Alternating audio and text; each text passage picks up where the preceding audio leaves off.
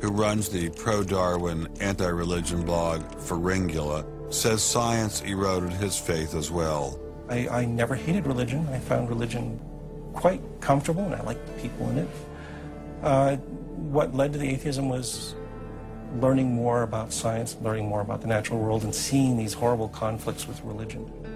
And it was then, when I discovered evolution, when I discovered Darwinism, that I realized there's this magnificently elegant, stunningly elegant explanation, which I didn't quite understand to begin with. When I did understand it, then that finally killed off my remaining religious faith.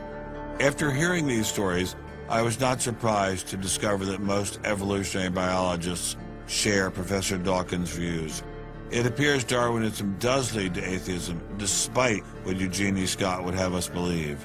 And if you separate out the ethical message from religion, what have you got left? You got a bunch of fairy tales, right? I think that God is about as unlikely as fairies, angels, hobgoblins, etc. Religion, I mean, it's just fantasy, basically. It's completely empty of any explanatory content. And it's evil as well.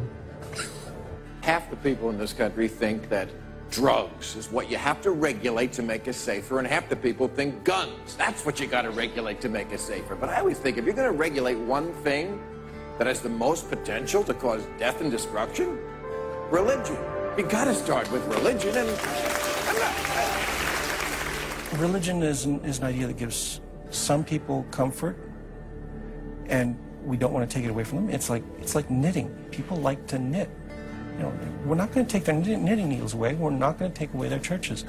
But what we have to do is get it to a place where religion is treated at the level it should be treated. That is something fun that people get together and do on the weekend and really doesn't affect their life as much as it has been so far.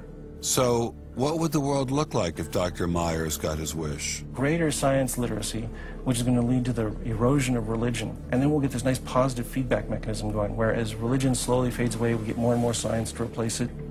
And that will displace more and more religion, which will allow more and more science in. And we'll eventually get to that point where religion has taken that appropriate place as a side dish rather than the main course. But will eradicating religion really lead to a modern utopia? Let me try to imagine that. And let's let history be our guide.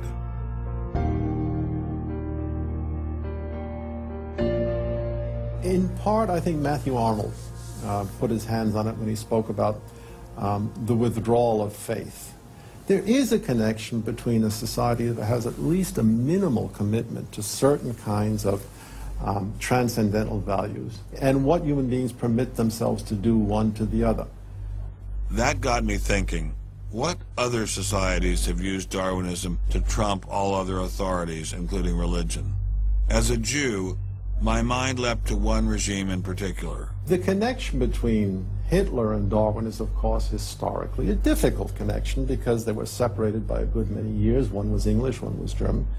Nonetheless, if you open Mein Kampf and read it, especially if you can read it in German, the correspondence between Darwinian ideas and Nazi ideas just leaps from the page. Of course, you have to add every historical caution. Not everyone who read Darwin became a Nazi. Obviously not. No one is making that case.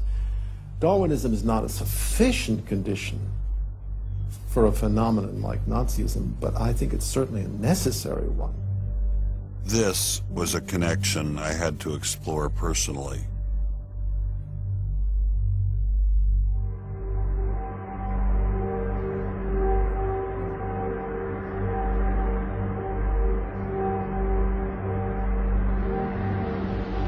American officers arrive at a Nazi institution seized by First Army troops.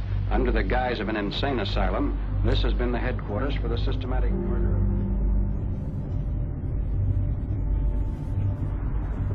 So what is this place? During the Second World War, 15,000 people were killed here. Why were they killed?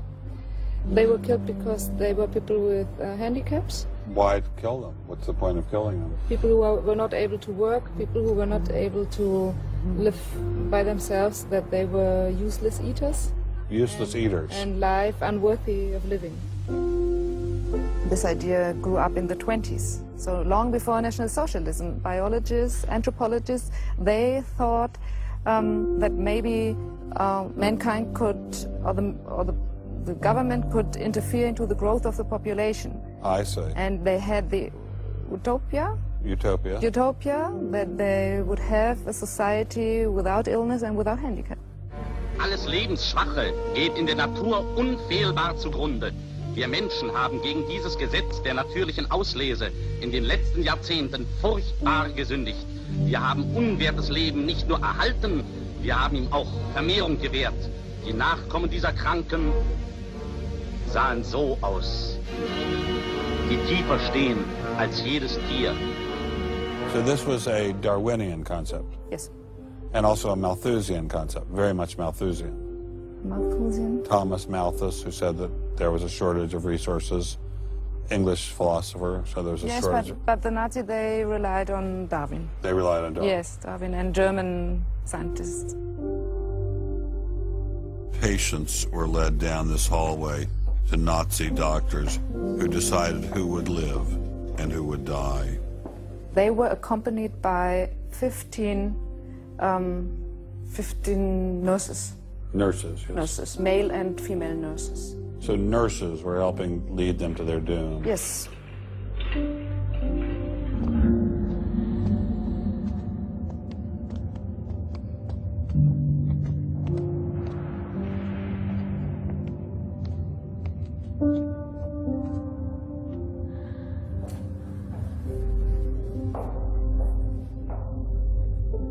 So were the prisoners told they were taking a shower? Yes, they were taking a shower, and here was 1 or 2 showers.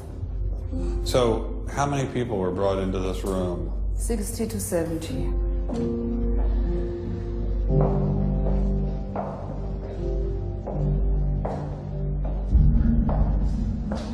So what is this? This is the dissection table. Do you ever think to yourself, the sane ones were the ones lying here having their brains removed? The insane one was Dr. Gorgas and all the other people did? No, I don't think that, because I think those people who killed here, they were very sane, because they had their purposes. They had purposes? Yes. I don't think they were insane.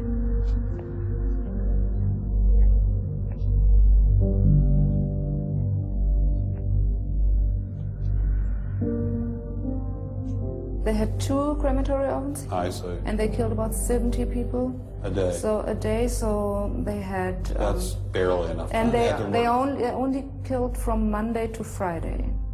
So... Because the people who were doing the killing needed to have the weekend off. If you met Dr. Gorgas today, what would you say to him? I don't know. I don't think that it's my role to tell him something.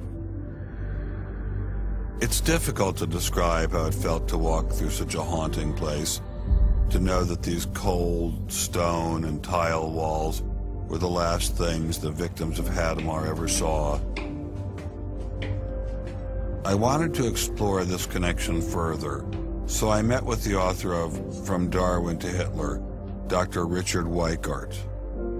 Hitler and many of the physicians that carried out this program were very fanatical Darwinists, and particularly wanted to apply Darwinism to society. Was wir uns unter der deutschen Jugend der Zukunft wünschen, ist etwas anderes, als was die Vergangenheit sich gewünscht hat.